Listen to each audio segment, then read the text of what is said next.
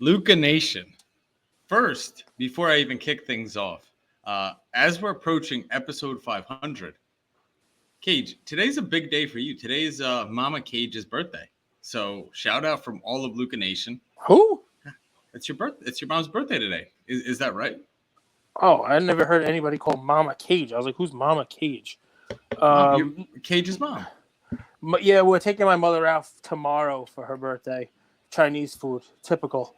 Normally, that's what she does on Christmas. Her birthday is this week, but this is the weekend, so her birthday is the 16th, November 16th. Tomorrow's Gary V's birthday. Should we celebrate that one? Sure. Yeah, happy birthday, Gary V. What horoscope is your mom? What symbol? You're a Libra. You've always referred to yourself as very even keeled, not too high, man. not too low. A Scorpio. I'm not sure if you're talking about your weight or your demeanor, but I think you. No, my weight's always high. So but it's always my low. weight is not. My weight is not. You can go 50 pounds in like 3 months, up and down. Yes, that's true. That's true. But it's never really low. It's lower.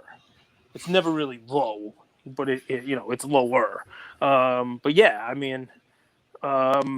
thanks. I'm trying to think. So you've started this episode with a couple of my favorite things: my fatness and my mom. Let's see what else. You want to bring up my dead father? My diabetes and his club foot. What are we gonna bring up today, man? What else you got? You want to? Him playing semi-pro. I had a dog that died once. You want to bring that up too? How about my criminal record? You want to bring that up? What are we gonna do today in the first 2 minutes? It's the intro. Hey now. What's amazing about this is people listening. Yeah. They're gonna realize that what I did was I said happy birthday to your mom on behalf of Luca Nation, and you compared the. You said Mama Cage. I'm like, Mama Cage. The hell's Mama Cage? I'm like, not gonna say her last. I'm not gonna say her last name. So I'm sliding in her DMs. Yeah, don't do that. Trust me, you don't want to slide anywhere near that. It's no good. Oof. And you compared that to your dead dog and your dad. Yeah, because you started with the weight. It's all right. It's just one of those things. It's like when I call you a drug addict. You get mad. You're like, it's just weed. It's not really a drug. It's nature. It's earth. I'm just a little bit of a stoner. It touches a nerve. Addict. It touches. It's a nerve. It's a nerve. It's okay. You realize you've never called me that before in my life? I know. That's why I said it this time. Because we're taking things to their extremes. You say happy birthday to my mom. I turn it into a dead dog. I've never done a hard drug. What about all the soda you drink? That's a hard drug, Cage. Well, actually, let me ask you this. This is what he says to me, guys. Those little pills that they prescribe after surgery, like oxycodone? Would you consider those hard drugs? And I would ask you the same question. If they were prescribed to you, does that count? No, I think if you have a procedure or something like that and your doctor is prescribing you that to get through pain, yes, I think that's perfectly fine. Once you are off the prescribed dose, though, if you start taking them again, or you refill it and start taking it beyond that, I think that's a problem. That's a problem. But if you do refill the prescription and sell them, that is also a crime. But you are enterprising. I will tell you that. I would not recommend. From 21 to 25, I had a lot of you guys know this, or maybe some people don't. I had like 5 different surgeries, so I was on those pills. And now I stay so far away from them that it's like I won't even come close to Advil because I see the power that they have. So when you call me a drug addict, I sit here and think I'm like I don't even go near pills. Hard drugs. Yeah, me neither, man. I don't even like to take Advil. I do every now and again, and I think I'm gonna have to change my stance on that now that I'm getting so old. Things kind of you wake up. You're 45 years old. Things are creaky. Baby. They're like things make noise now. You're 45 years old. Yeah, that 45 is the new 75 is what I heard. You're 13 years older than me. You're not even that much older than me. Whew. I'm a whole bar mitzvah older than you. Yeah. I'm a whole bar mitzvah older. I'm 66% of your age. You, sir, cannot do math. Is that wrong? 32 divided by 45? So you are 66% of my age. So 32. 71%. I apologize. Would be 2/3. But I'm really 31. It's close. It's I'm close. 31. It's close. It's close. It's Bro. close. I'm 31. It's close. So 66% of your age. Yeah, it's close. 31, 45. It's pretty close. I'm aware. So, but I mean, the math is okay. The math is all right on that. So it's Saturday, man. There was a tornado here the other day. This episode's kind It of was a started off tornado like warning. a tornado. It was a tornado warning. That's not a tornado. That's true. This is very true. Luca Nation, he's making a bed for himself for this episode. It's a correction episode, folks. I cannot wait. It's going to be 40 minutes of corrections. You got an alert on your phone, and it's like, oh, tornado warning. Oh, a tornado's coming. Hey, it was kids, a tornado grab warning. all of Daddy's cards and go hide in the basement. My cards were everywhere because I'm trying to get stuff. I got some cool lots for our What Night show for tomorrow. I got like a lot of rookie running backs I put together, a lot of rookie wide receivers with some Jamar Chase and some Jalen Waddle, who, by the way, really under the radar, having a good season. I want to make him my play, but if I'm selling his cards tomorrow, that's kind of not fair, so I'm not going to do that. But yeah, man, I watched Miami. That dude's become kind of like a number one wide receiver as a rookie. Got a lot of catches. Let's see what else. My cards are all over the place. And for the end of the auction, I got some John Morant rookies. I got a Morant Prism Pink Ice. Is that what it is? Pink Ice, I think. Came in one of those like mega thingies. Ian pulled it. He said it's okay if I sell it. Are you an organized person by nature? No. So it's always, it's like organized chaos in the house. Yeah. Is that fair? Yeah. Like, you know where your cards are, but they're not like always in. Correct. They're not like little binders. Every Saturday I take out the cards like I've never looked at them before in my life. And then the next Saturday I'm like, I know I had some more of these left over, and I know I got a couple more this week. I can put those two together into a lot for Whatnot tomorrow. What did I do with those again? And I got to go through 9,000 different boxes to find the ones. Yeah. It's definitely organized chaos. That's 100% right. It's a good phrase for it. Organized chaos. I like it. So, guys, we're approaching episode 500, which is absolutely insane. We're going to do some fun giveaways and givebacks this upcoming week when we hit 500. If there's anything you think that would be cool to do, whether that's like a live Zoom, Q&A, any ideas, shoot them our way. Luca Tiger holders, NFT holders. So we did our first kind of tangible reward. We believe access to the big guy is really the main reward, but this tangible reward went out today. So everybody who holds 2 or more Tigers got $95 in PayPal rewarded to them. We'll be doing more of that stuff. Really, I'm thinking something cool right around the holiday season with gifting and things like that. So we'll see what happens. But NFT Tiger holders, check your PayPal. You should have $95 in there. If you're in Australia, you have like 2,000 to 3,000. So you're pretty much set for life. Cage, you're looking at the heavens. What are they telling you today? What are the heavens suggesting? Are you microdosing? I'm waiting, man. Right. I'm waiting. The heavens. I was gonna say it looks like a tornado out there, but it doesn't. It just looks like a tornado warning. It's crazy. It's crazy out there. It's good stuff. Thin skin. You know what? I haven't seen a high school football game in a very long time. I'm actually looking forward to tonight's high school football game. So I'm taking Ian. I mentioned this during the week. I'm taking Ian to see a high school football game. I'm also taking Leah, one of her friends. It's a school they're both zoned to go to. Leah will actually go there in a year and a half. So that's kind of cool. And, it's the playoffs. Under the lights, 8:30. It's going to be cold. I hope they have hot chocolate because, the big guy needs a little liquid chocolate. This is like your town football team? Like what emotional connection do you have to these guys? This is the school my wife went to this school for high school. And we moved 7-8 years ago, right? To the town about that. We moved back to the town where she was, where she went to high school, and my children are zoned for this high school. There are 3 high schools in my town. This school has made it to the playoffs, and today's game is actually against the neighboring. It's the conference semifinals. They win this game and one more, and they're the Long Island Nassau County Conference champions. They're the best football team on that Nassau. Yeah, better than the Hamptons. I think there's 4 conferences. I think there's 4 conferences in Long Island. There's a lot of schools here. There's a lot of schools, a lot of kids. So I don't think they have like a Long Island champion.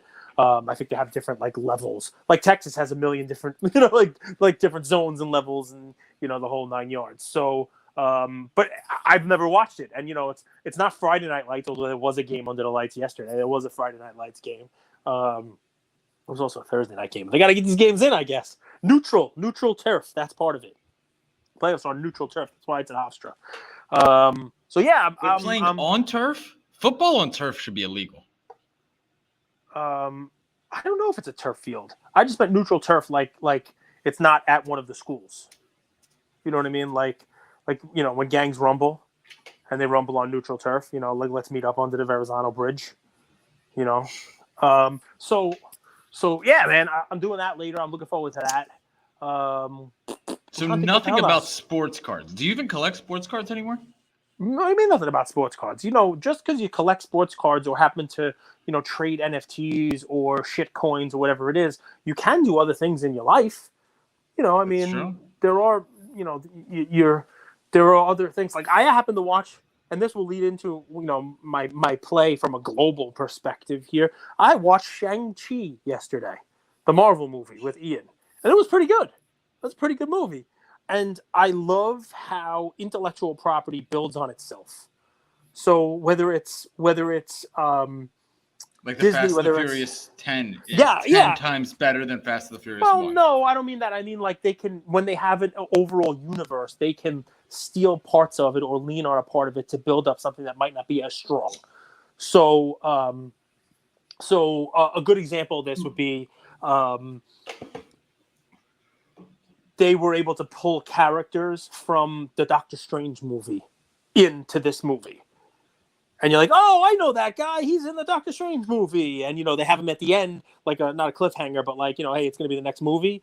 And then, the guy comes out and he's doing the Doctor Strange stuff. And, it ties it into the Marvel Cinematic Universe. And, Captain Marvel and Bruce Banner show up.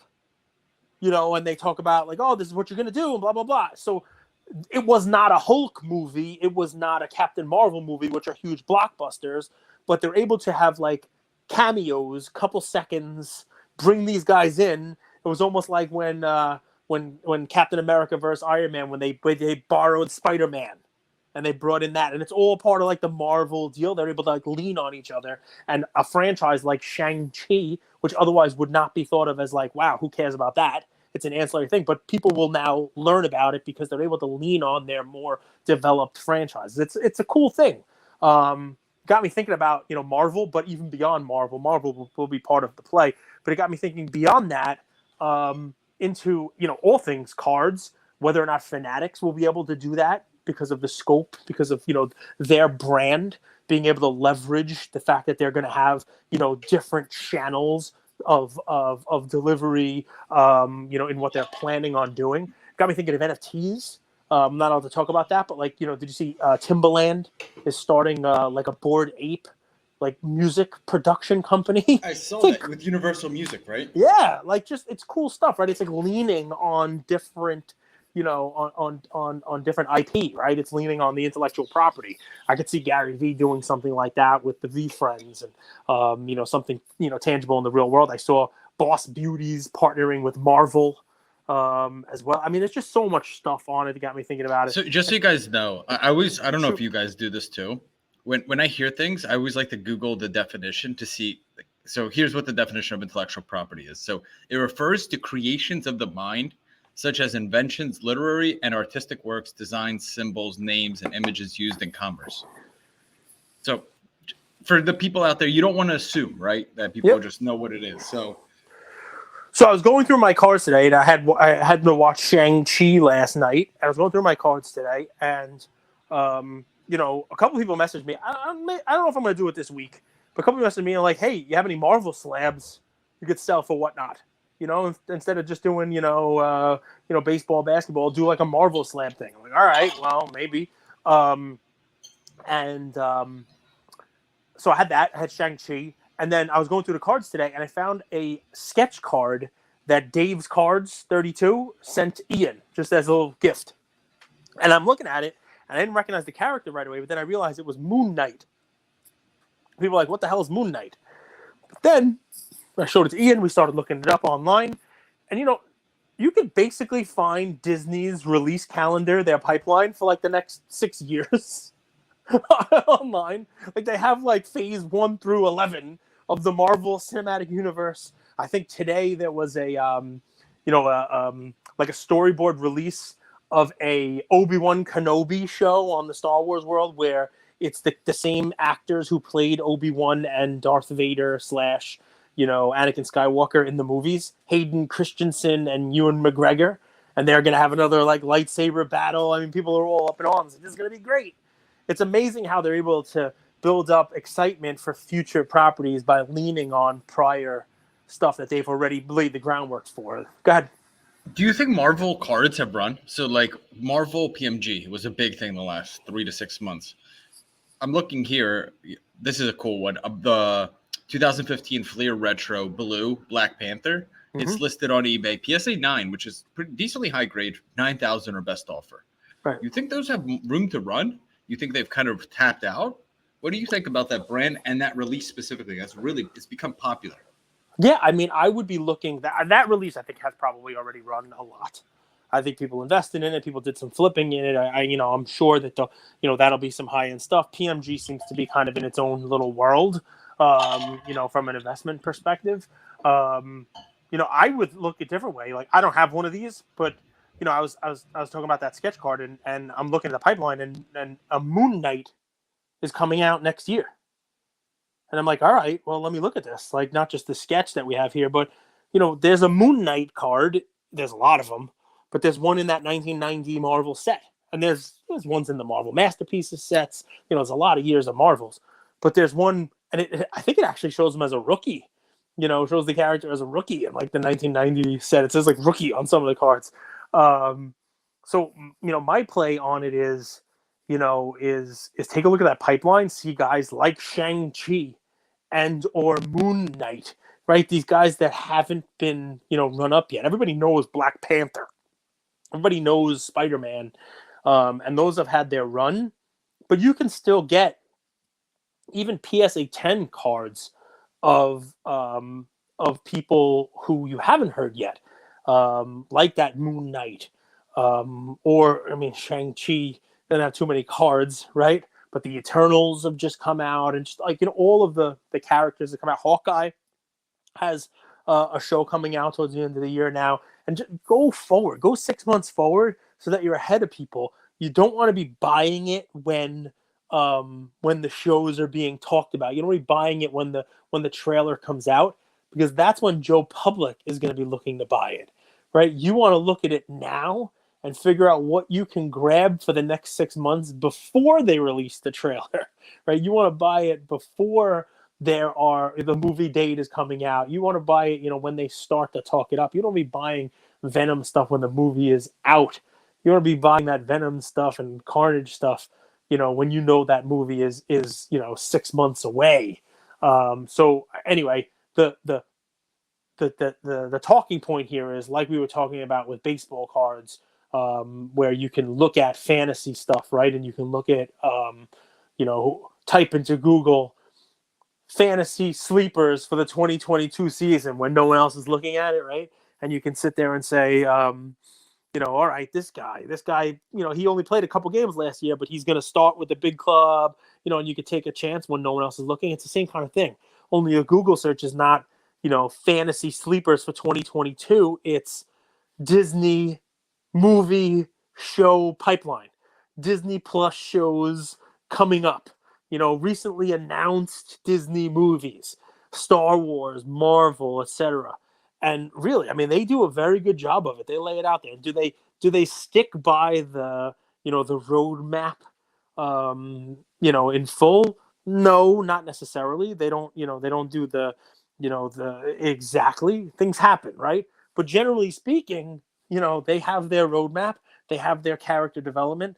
A Black Widow that might have supposed to come out in the theaters only comes out on Disney Plus. Sure, there are some changes like that, but for the most part, they're telling you, all right, in a year, this character is going to have some some play. This character is going to have some run. People are going to be interested in learning more about this character. And I think with the Fox. I should take a break and take a sip of soda here, but even if you want to go more mainstream, right?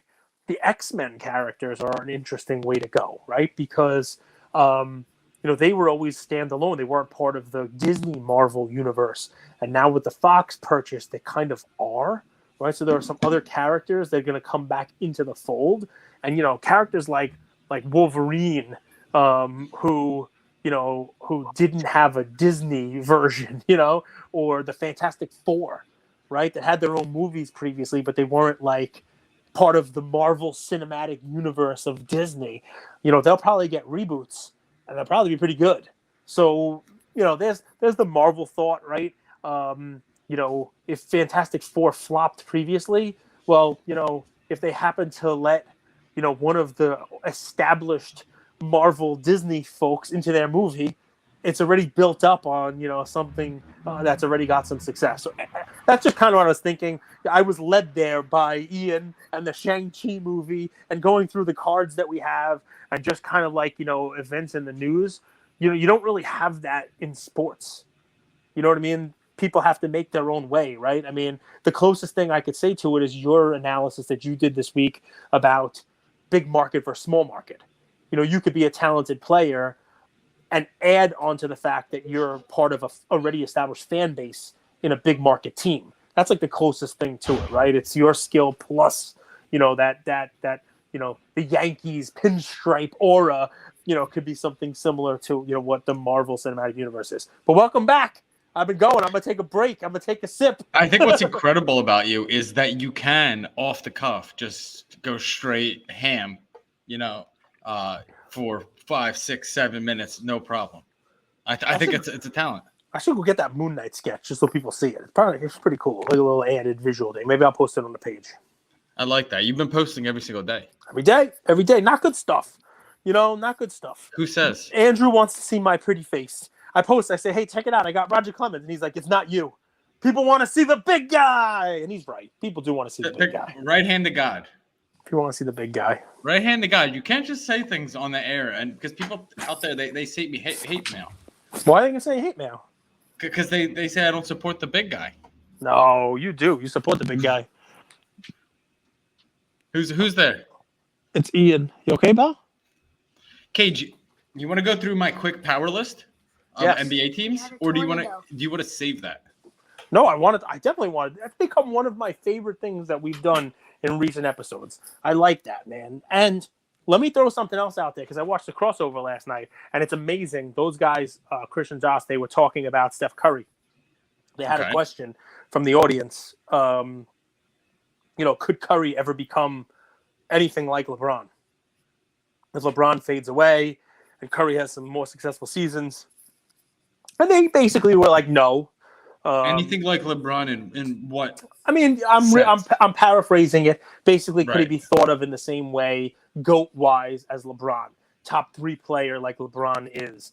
Could he ever really get into that realm when right now he's top 10, maybe top 20, depending upon who you ask. And, one of the things they said was, not winning an MVP in the finals. Like, I'm not winning a finals MVP, not being a good defender, and that kind of stuff. But they basically were like, yeah, he changed the game, but he's not LeBron, which doesn't really surprise me. But what's funny about it is, as they were talking, Curry was just hitting 3 after 3 after 3 and dropping 40 points on a very good Bulls team. I was watching it as I was watching them, and people were saying that in the comments. They're like, "He hears you, he hears what you're saying, and he just keeps shooting threes." So there's pluses and minuses to both guys. Like in the comparison, there's no better player that's a better business man while he's played than LeBron. LeBron's made, I think, $1 billion in his career while he's playing. Michael Jordan, it took him years to make that, I think, after he's done playing. So, and that's comparing apples to apples. But there's also the fact that Curry changed the game. I don't think LeBron's really changed the game. LeBron was the best at what he did, but Curry really changed the game. No one was shooting from half court and around there until Curry started making those shots, and then people started practicing, and Lillard. Now everyone is. I just saw Karl Anthony Towns taking threes from 7 feet past the 3-point line and hitting them yesterday. That's a center. So that's so there's just different aspects. Like now teams, the Rockets for a few seasons, they only did layups or threes. That's unheard of. That's not how the NBA's played. So if anything, I kind of feel like LeBron's style of ball is fading. I really do. If you look at their team, they don't shoot a lot of threes, and they're not a very effective 3-point team. And part of the reason why they're in so many close games, even against OKC, is because they don't shoot a lot of threes and they don't make a lot of threes at a high clip. You know what I saw last night watching that game? And I watched my fair share of games. Draymond Green doesn't get any credit. The chemistry of a team doesn't get as much credit as it should. And that team plays like a team, even though it's not, guys who have played together for that long of a time. But you can tell that him and Draymond are on a different level. Draymond's passes put him in a spot where he needs to be. You know what I mean? And the pick and roll that they run, I don't think anybody runs a better pick and roll. And what it's created is, because everybody has to respect Curry's three-point shooting, he's now blowing by people, and he's bulked up a little bit. You can see his arms are a little bit bigger, and he's finishing better around the rim. So he's added that to his game this late stage of his career. So it's fun to watch.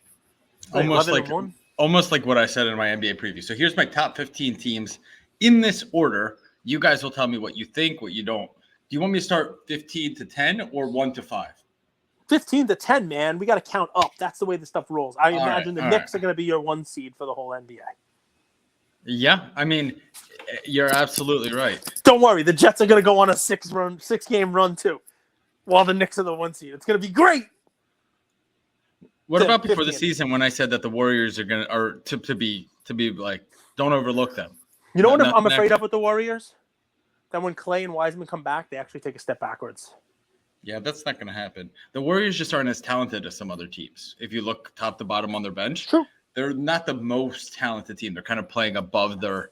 But also, besides the Bulls, they've had a pretty easy schedule. Their straight schedule has been pretty. Yes. One of the easiest. Pretty easy. We'll see. A lot of them have been at home, and a lot of them against teams on the end of like 5-6 game road trips. Yep. So, Wizards, Raptors, Knicks, Cavs, Mavs are my 15 through 10 seeds through 11. 15 through 11. Wizards, Raptors, Knicks, Cavs, Mavs. Okay. Anything surprising there? Anything you don't like? I mean, the Mavs have started to look a little bit better recently. KP, if KP plays the way he's played the last couple of games, that team could actually be a little bit better. I just don't know that he's able to do it. I mean, for a team to be 15 to 10, basically what you're saying is they're a playoff team, but they're not good enough to get a home court for the playoffs, even in the first round. You're talking about like a 5 to 8 seed there. So Mavs actually have a negative point differential. So I think the Mavs are good, but they worry me. And the teams that didn't make it are the Grizz, Celtics, Hornets, Pacers. They were right on the cusp. Okay. Now, 10 through 6. Bucks.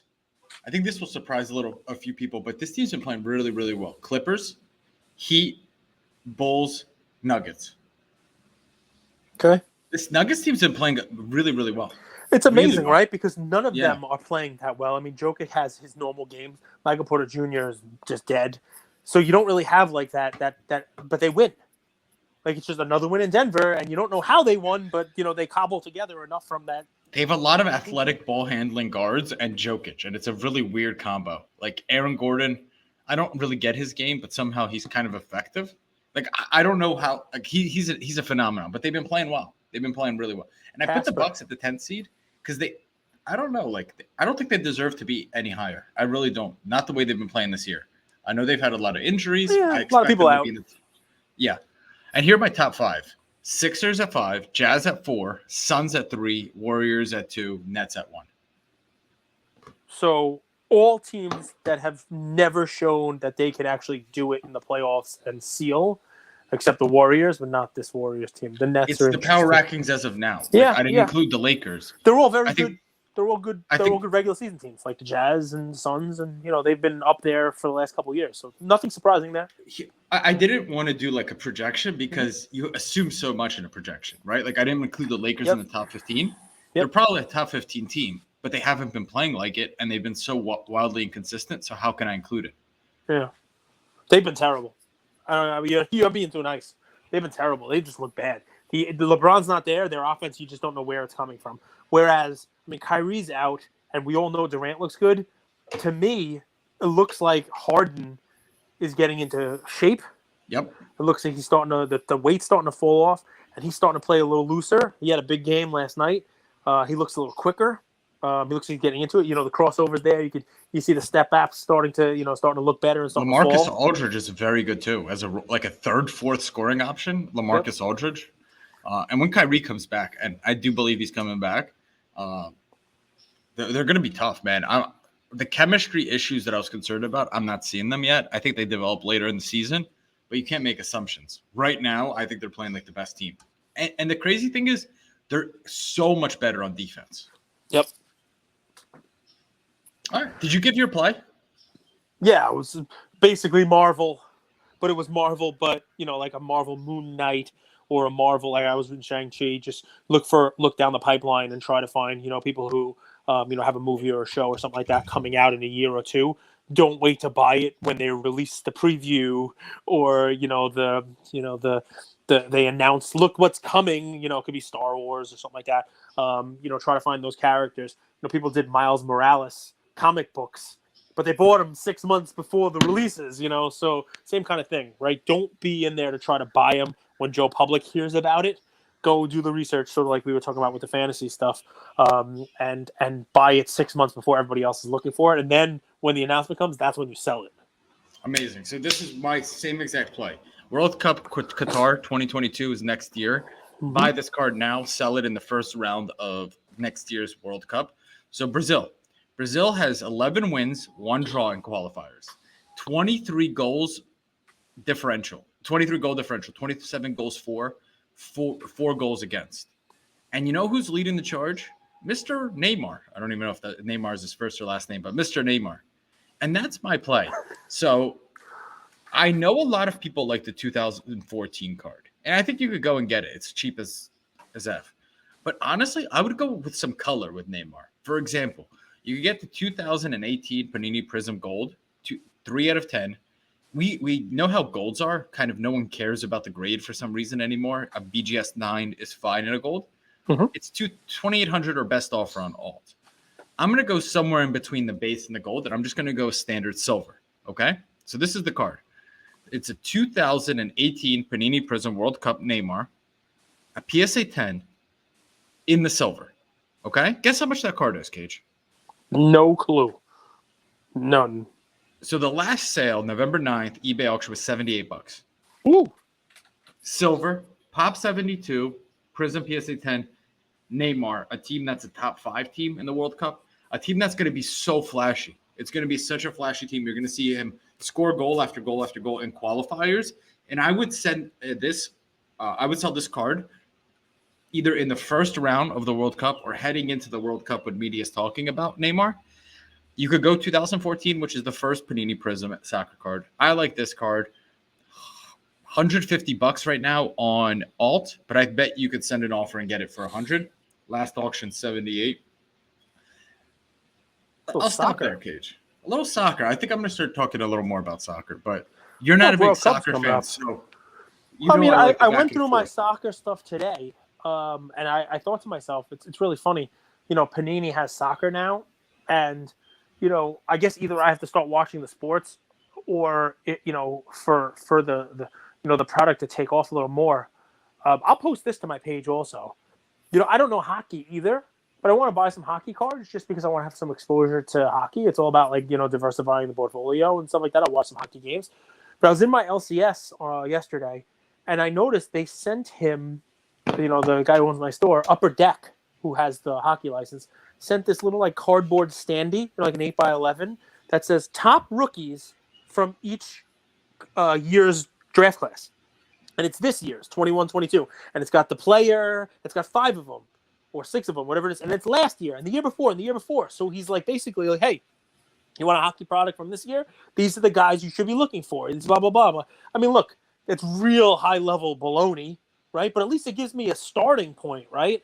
And I'm going through my soccer, and I don't know this stuff. I see Kay Havertz and Phil Foden, and I'm like, I think these guys are good. I probably put them aside because somebody told me to, There's a dude, Muskaka, and there's right? So, I mean, I'm looking at these. I'm like, I should keep these. Because, that's another fun topic for another day. Right, that's his name, right? Muskaka. I mean, I got him next to some other guy, Kappa Bingies. And, right? There's a whole bunch of these guys, right? None of them are as big as Neymar. I mean, Neymar's huge. The Jackie Chan, you ever see the movie The Drunken Fighter?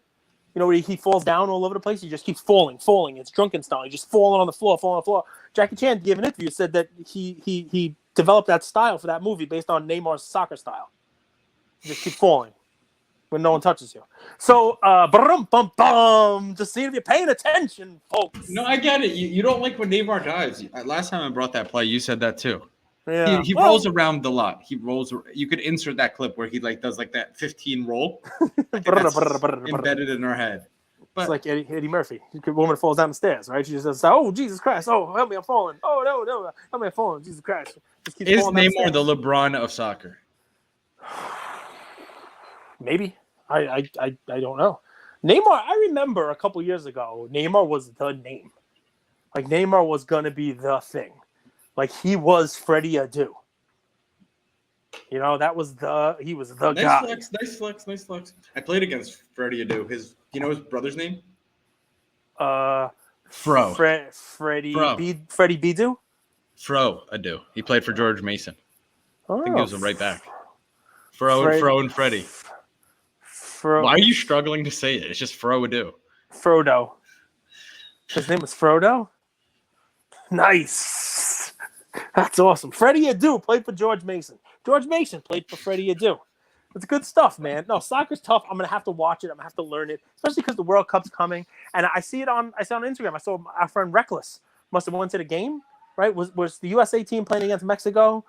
Yep. Dos Pulisic Acero, with the goal, right? And Pulisic with the goal, right? And you know, so it's creeping its way into my Instagram page. So I'm gonna have to figure something out. You know, I did watch that stuff. It looked like a lot of people very excited to get in there and watch this game, wearing a lot of red, white, and blue, a lot of USA. I believe that we will win. You know, I wait for the American male team to show up with a lot of bluster, a lot of noise, and then get eliminated. And then watch the women's team win.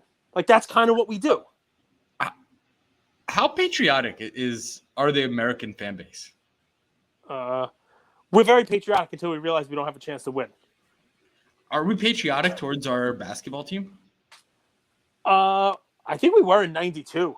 Because when we lost in 88, we were like, oh, man, we got to go out there and kick the shit out of the world.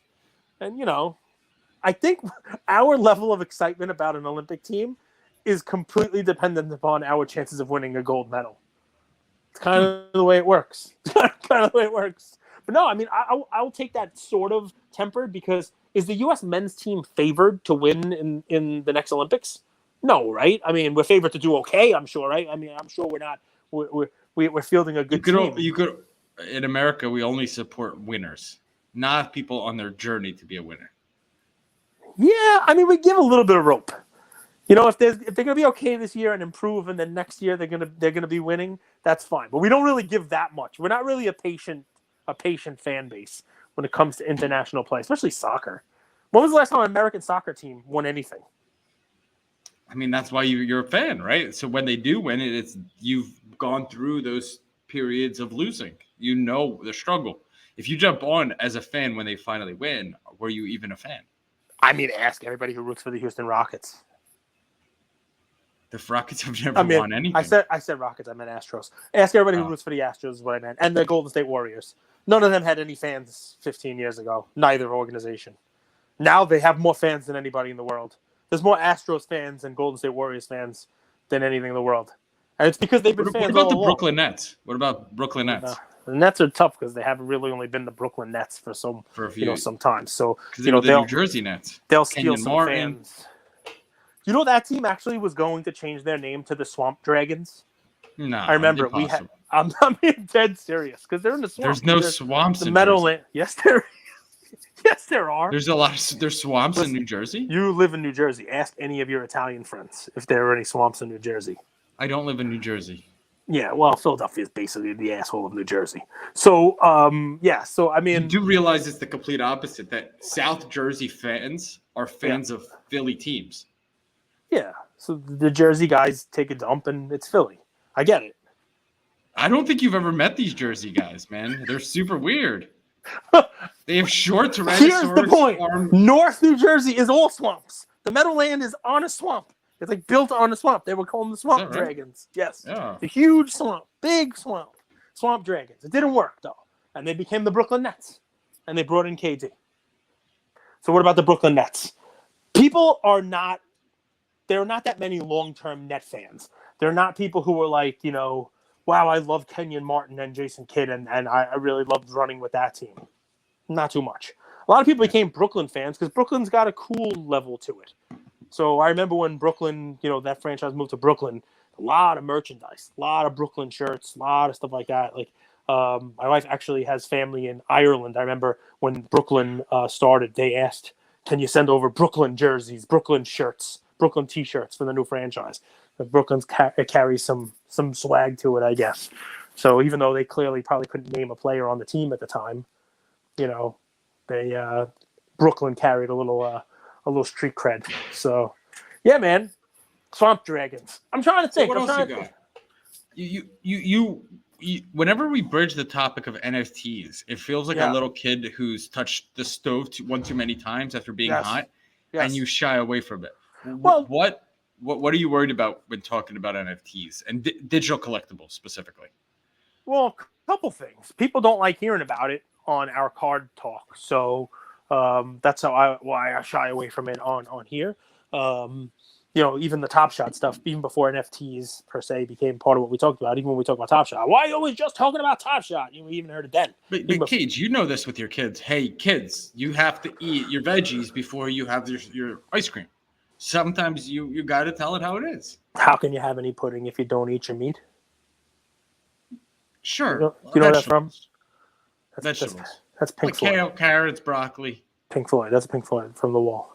How can you have any pudding if you don't eat your meat?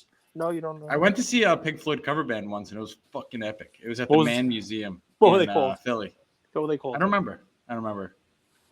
Blue Lloyd. No. Lloyd. Lloyd. Get in here, Lloyd. Lloyd.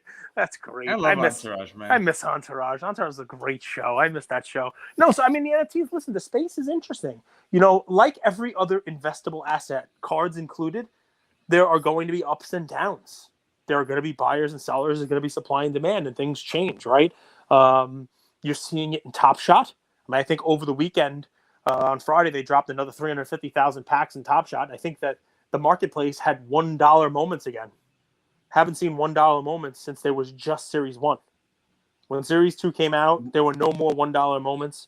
Before we're talking about like January was the last time you were able to see $1 moments because they did 60,000 of each. You bought a pack for $9, and the things in there, the number is 60,000. We make fun of things like Zion PSA 10 having 15, say 17, 19,000 of them. These got 60,000. Yeah, it's $1. What about so NFTs? But then there's tokens that are coming out this week, right? Like there's been a lot of tokens. There's this cool token I got into, and I want to hear your thoughts on it. It's called GM WAGME. Mm-hmm. It means good morning, we're all gonna make it. They do a cool thing, Cage, and I just realized it today. So they airdrop, like they add to your balance more tokens for holding it. So obviously the price corrects, but it incentivizes early holders. So does that make sense? Let's say you're holding 10 tokens. If you hold it for 7 days, you get an 11th one dropped in to your account. Everyone does. So sure, new buyers come in, and okay, let's say it was at 10 cents. Yeah, but the price is going to be impacted by increased supply. You also got to be careful now because there's multiple GM coins, and today the GM account, which by the way means good morning, they actually said that they're airdropping coins to people who over the last month tweeted GM. So anybody who tweeted GM over the last month and tweeted it enough times are going to get an allotment of airdropped GM coins. Nice. The other GM, not your GM, the other GM. Oh, really? It's crazy stuff, man. Just crazy. Does it remind you of ICOs? Yeah, it reminds. It's all shit coins. It's people are going to make money right now, and then people are going to get real hurt, and it's going to happen with NFTs. Happen with the coins. Happen with the tokens. How is it different from Bull cards in August? Bull. When people were buying them, the performance of Bull could have carried those things higher. So there was an actual performance for the player. right? And there was also, I believe, a limited amount of supply that could ever be out there because there's only a finite number of cards, players who can play in the NBA and that kind of stuff. Whereas any Tom, Dick, or moron can come out with a shit coin called Wag Me, and fools can invest in it. And here's the best part: people who invest in it there will be people who make money in it. There will be, right? But there will come a point in time where the chart stops going like this and goes like this. Somebody's going to get left holding that bag of shit. And that's We always bad. say that, right? We say that. We've said like someone's gonna get stuck holding the bag of shit with Tyler Hero cards. Someone's gonna get stuck holding the bag with Zion cards. Someone's gonna get stuck holding the shit with Acuna cards. By the way, 20,000 PSA 10s on that, just so you guys know. On Acuna, which is crazy, right? Because if there's 17,000 Zions, NBA is clearly a bigger market than baseball, right? You have 20,000 Acuna cards. Right now, that card is $125. Do you see that being a $30 card one day? $20 card? I mean, it depends on what he does. You could say he has a World Series ring now, so. Wait, you mean? Yeah, but no one respects that ring. That's why I said you could say it. I didn't just say he has one.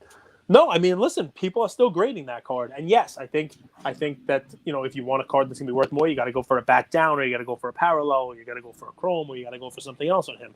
So yeah, I mean, $30 possibly, especially if they keep making them. I mean, Top Shots are 60,000 and they're $1. So, I mean, I don't know what the pop on Tatis is, but I know that's also selling for like $125, $130 for his PSA 10.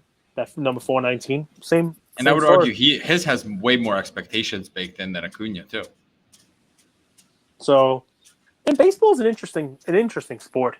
It really is, and the card grading is interesting too. And we talked about that, right?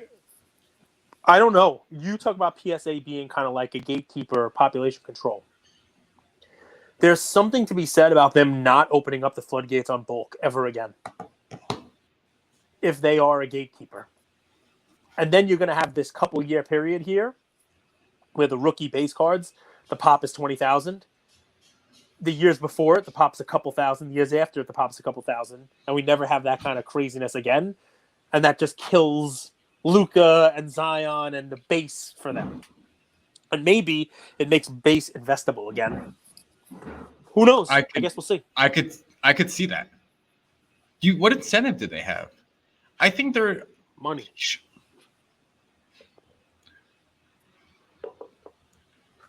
Do you think that they make more grading bulk than they do the express?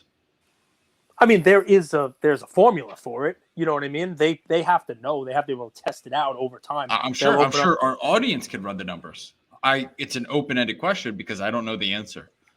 But I'm curious. I don't think there is an answer now. They will figure out what the breaking point is price-wise, where the demand is, right? So maybe they do bulk, but instead of doing bulk at $10 or $12, bulk has to be $18 or $17.50.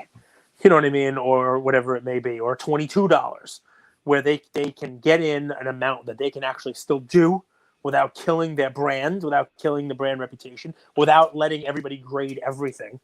There has to be a price where you don't grade your hoops cards, even of your best guy. You know what I mean? Like, there has to be, unless you want it because you're building it for a set and you're not looking to, oh, wow, this is going to cut into my profit.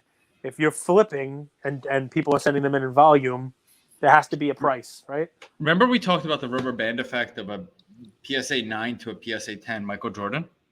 Mm-hmm. Is there that same rubber band effect? So I'll give you an example. Let's say, give me an NBA player to use. Rookie or a regular player? Curry? Rookie Curry. Rookie. LaMelo. Anthony Edwards. LaMelo. Let's use LaMelo. That his gold price is directly correlated to the price of his Prism PSA 10 base. And if they open up bulk, too many of the base are submitted, and it actually drags down the price of high-end cards. Not at all? No. Different investor base, different people buying it, especially with fractional and that kind of stuff coming in now. There are people who will pay a significant amount more for those limited cards of the players. They will pay a significant amount more. I agree. Is there is that significant amount less? Like, let's say if there's 17,000, right? No, it doesn't matter. No, just different investment base. I mean, you can see it now. You can see it. I'm trying to think of like a good example, right? Like Luca's cards. It didn't make a difference that the PSA stuff on the lower end was churning out. The high end stuff is still selling for crazy amounts of money. You know what I Right, mean? but let me say it like this: like if Luca's base prism was 2,000 or 2,500 a pop, Mhm. would his blue be higher than if his base is 800 a pop? No, Doesn't matter. I don't Gotcha. think that for the same card, nines and tens matters, right? For closer cards like in base and silver, maybe, but like those numbered, those low pop ones, you're talking golds, right? Ones that there are 50 of or less. Maybe your oranges even, or it depends on the player. Obviously it's a supply and demand thing, but the ones that are rare and numbered and stuff like that, there's just too few of them. Those investors don't even look at what the price of the base cards are. They don't even care. Interesting. I'm on 4%. So any But we should final let you go. topics? We No, should let you go. I got probably like 30 minutes. No, I got a million topics, but you know what? We don't get to 500 episodes by hitting all of our topics in one episode. So this has been a hell of a ride, guys. I will tell you, Andrew did mention it. Send us some messages. We have some great suggestions from our audience. What do you want to see for episode 500? Right? What do you guys want us to do? One of my favorite things we did on New Year's Day. We invited people on. We did kind of like a live Zoom kind of thing. And we were able to chat with folks. Do you guys want to do a question and answer live type of thing? I mean, like, what do you guys want to do for 500 to celebrate? And we're not celebrating us. That would be celebrating you. Because we don't get to 500 episodes with nobody listening. We don't get to 500 episodes without you guys asking the questions. We don't get to 500 episodes without, you guys telling other folks about us. So we'd love to hear from you. Tell us what you want to hear on 500 and beyond. Can you believe that, dude? 500 episodes. Yeah. That's a lot of episodes. Since I've given the play of Mint the Tiger, we've had quite a few people minting. So if you guys want, I made this plea for people because I've been getting a lot of DMs. Hey, I want to mint a Tiger. Gas was a little high. Gas was around 200 the last week. I checked today, guys. Gas is still a little bit high, but it's right around that $100 mark. So here's my plea. When gas goes down, well, be patient. Maybe it's not today, tomorrow, wait a week. But buy 2 Tigers instead of the 1 Tiger you were going to buy. Mint 2 Tigers instead of the 1 Tiger you were going to mint. But wait for gas to go down. That would be my plea. I don't want the miners to get the funds. I want the funds to go to the community so we could do cool stuff at National next year, so we could do a cool event in NYC NFT in New York. So we could just do cool stuff. So that's my plea. We still have the promotion good going. One. Mint Buy Tiger, one, get one. yep. Buy one, get one, right? So if you do 2, we'll give you 2. That means And you're really more saving on plea. gas. You can end up with 4. Woof. And one more plea. And this is for my team as much as it is for our audience. Yeah. Be happy for other people's success. They've earned their success. It hasn't come lightly, and they work for it. So be happy for it. Who are we happy for today? Whose success are we happy for today? Who's had some success? You want me to be real? Don Diego. She's killing it, man. I saw her. She's not killing it. Like, she works fucking hard. Like, a lot of people like see that and talk that yayo, but we had her on. We couldn't air the episode because I was having Wi-Fi issues that day. But dude, that was April or March of this year. Since that point, she hasn't taken a day off. She's hustled and she's grown her brand and she's done a really, really good job. And I think she gives back. So that, if you want a specific shout out, she's doing a Bleecker event today in New York City. I hope a lot of you guys in the audience are from our community. Yeah. You hope what? You hope that they're from our community what? In attendance. All right. Nice. Say hi for me. I'll be at a local football game. Otherwise, I would totally go. Shocker. I love Bleecker. Like to hang out. Like to hang out. It is a shock. I've never been, man. I have I'm no idea why you would want to go, but sure. It's for a school project. It's for Ian's school project. He's got to do autumn in Long Island. He picked the football team because of their homecoming parade and all the cool things they do. And they do a Thanksgiving food drive and like a whole thing. So I got to go. I take some pictures of the kid. We're wearing hats and shirts. It's like a whole to-do. I've actually been on Don Diego's streams on Whatnot the last couple of nights. Does a good job, man. Does a good job. No, man. I mean, I bid on stuff, but I never win. Just pack openings and stuff like that. It's pretty cool, man. Listen, Prism. I'll give another shout out. Yeah, Prism God. I met him through Bleecker. Awesome guy. Kind of reminds me of the Cage of Atlanta, Hotlanta. By the the way, South.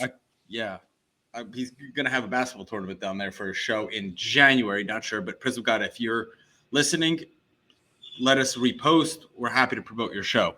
He pulled a Davion Mitchell jersey number blue wave. Did you see it? Of the Panini Digital? Yeah. Nice. Nice. I don't know what Jersey number. Mitchell's jersey is. What number 15. is it?